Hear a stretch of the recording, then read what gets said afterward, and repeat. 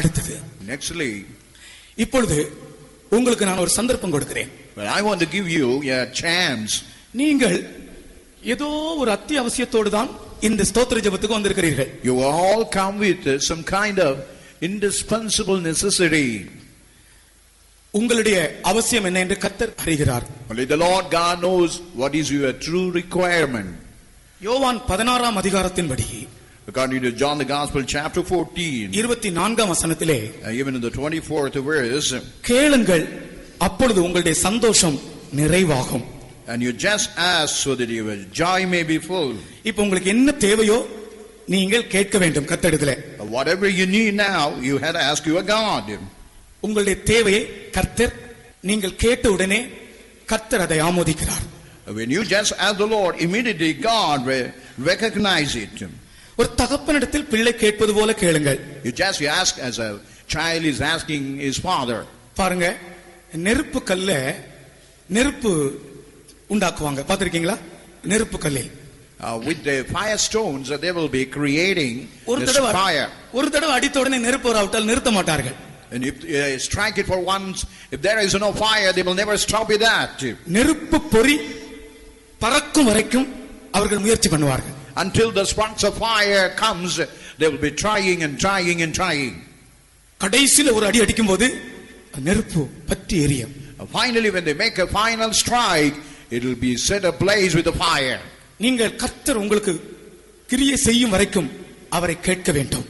Until God work in your life, you must continuously ask your God. ஒரு முறை கேட்டு கிடைக்காதபடியால் அப்படியே நீங்கள் திரும்பி சோர்ந்து போய்விடக் கூடாது. When you ask the Lord, as you are not able to receive it, you must never be dejected and go away. தகப்பன் தன்னுடைய மகனை ராணுவத்துக்கு அனுப்பினான். One father, he has sent his son to the army. மகன் ராணுவத்துக்கு போனது அவருக்கு மிகுந்த சந்தோஷம். When that boy went to the army, it was a great joy for his father. ஆனால் அவன் போய்விட்ட பிறகு அவருக்கு அவனை பிரிந்து இருக்க முடியவில்லை. While he went into the army, his father was not able to live separately, keep the son away. அவருடைய இருதயம் தன் மகனுக்காக எப்போதும் ஏங்கி தவித்துக் கொண்டே இருந்தது.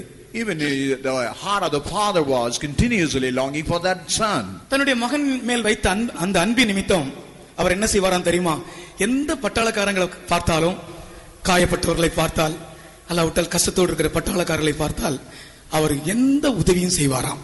And whenever he see any army man wounded or any problem, he will be voluntarily helping those military men. எந்த உதவியும் செய்ய தயங்க மாட்டாராம். He will never be hesitating to any kind of help to those military people. அதற்காக தன்னுடைய ஆஸ்தி எல்லாமே அவர் செலவிட்டாராம். And he had spent all his wealth and money for that purpose. உடனே அவங்களுடைய ஃப்ரெண்ட்ஸ் எல்லாம் வந்து சொன்னாங்களா, நீ இப்படி எல்லாம் செய்யக்கூடாது, இதெல்லாம் ரொம்ப ஞானம் கிடையாது. அவங்களுடைய ராணுவத்தில் அவங்களுடைய அதிகாரிகளிடத்தில் போய் பெற வேண்டிய நன்மையை பெற்றுக்கொள்ளட்டும், நீர் ஏன் உங்களுடைய பணத்தை செலவிடுகிறீர் என்று சொன்னார்களாம். Even the friend suggested him, saying, you should not do all these things, let them get all the help from their leaders. உடனே இவர் அப்படி செய்கிற காரியத்தை இனிமேல் நான் செய்ய மாட்டேன் என்று தீர்மானம் பண்ணி நிறுத்திவிட்டார். And he made a decision that hereafter that he won't do such kind of help, and he stopped it. அவர் செய்ய மாட்டேன் என்று தீர்மானம் பண்ண அன்றைக்கு ஒரு பட்டாளக்காரன் ஒரு ஆர்மியிலிருந்து கிழிந்த பழைய சட்டையோடு அடிபட்ட காயங்களோடு வந்திருக்கிறான். And while he had made a decision to stop, and he stopped it, one military man who was wounded with all rag, he was seen in that place. பாக்கெட்டுக்குள்ள என்னென்னமோ போட்டு கை போட்டு எடுக்கிறது போல அவன் செய்தான். அதற்குள்ளாலே இவர் சொல்லிவிட்டார், நான் உனக்கு உதவி செய்ய மாட்டேன், உன்னுடைய அதிகாரிகளிடத்தில் போய் நீ கேட்டுக்கொள் என்று. And he was putting his hand inside his pocket, and he seems to be trying something else. He told immediately, I am not going to help you.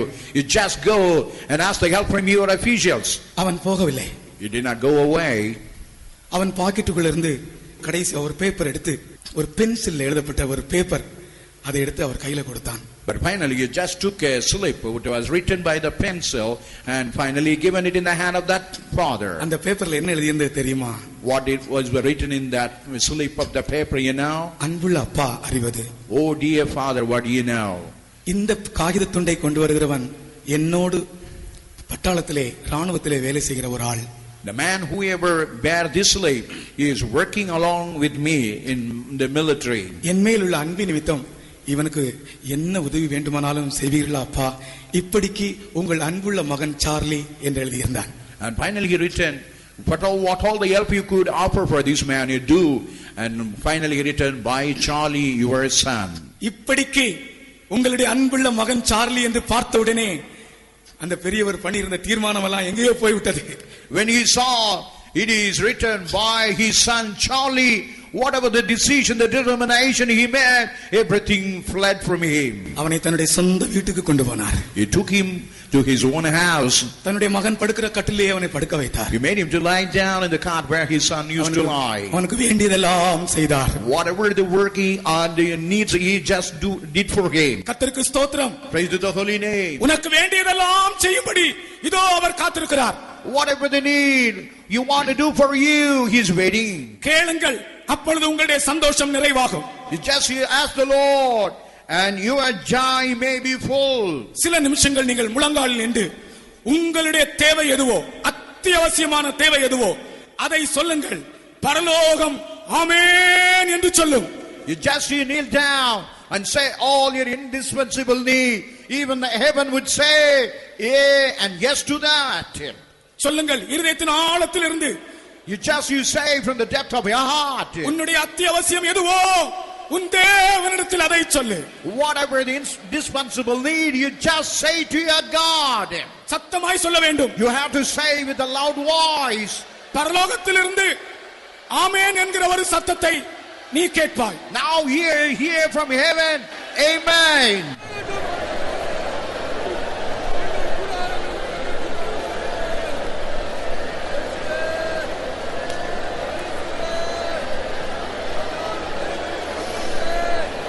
பரலோகத்திலிருந்து ஆமென் என்கிற ஒரு சத்தத்தை நீ கேட்பாய். Now you will hear from heaven the voice saying amen.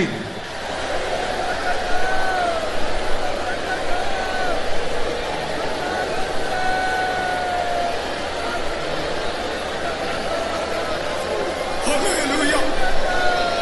அப்பா என்று கேளுங்க, அப்பா என்று கூப்பிட்டு கேளுங்க. Just you call your God Abba Father. கேளுங்க, கிடைக்கும். Then you are going to receive it. கேளுங்கள், அப்பொழுது உங்களுடைய சந்தோஷம் நிறைவாகும். You ask it so that your joy may be full.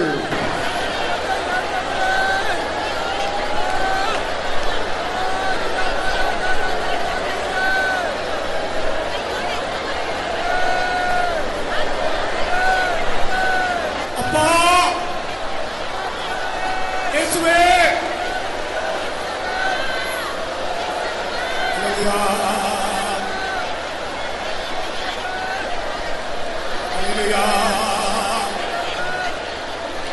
அப்பா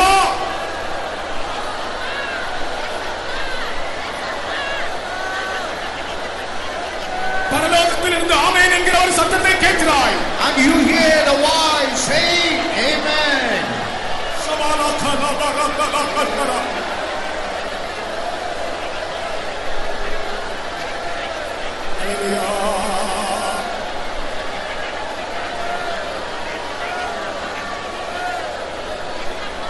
ஆமென் என்கிற சத்தம் கேட்கும், உன் செவியிலே கேட்கும். ஆமென். Now hear the sound amen in your ears.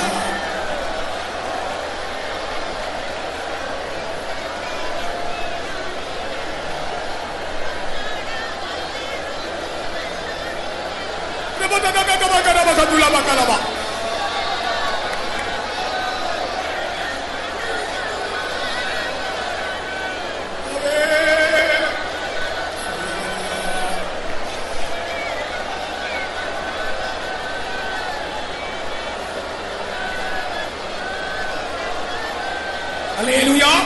Hallelujah. நான் சொல்றத நீங்க ஏதோ ஒரு சாதாரண காரியமாக நினைக்க கூடாது. இப்பொழுது நீ உன் இருதயத்தின் ஆழத்திலிருந்து நீ கேட்கிறதை கர்த்தர் அப்படியே சாங்ஷன் பண்ணிடுறார். அப்படியே சாங்ஷன் பண்ணிடுறார். Oh, Think it now. What have you asked? God has sanctioned what have you asked in you.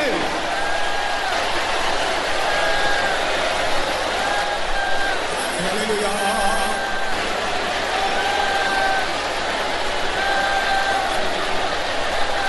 Hallelujah.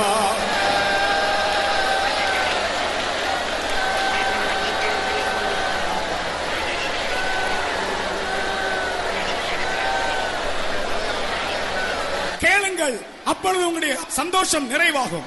Ask the Lord and your joy may be full. Hallelujah.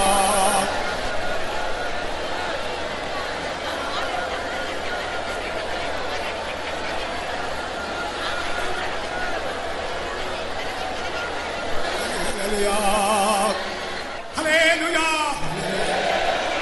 உமக்கும் பாலகே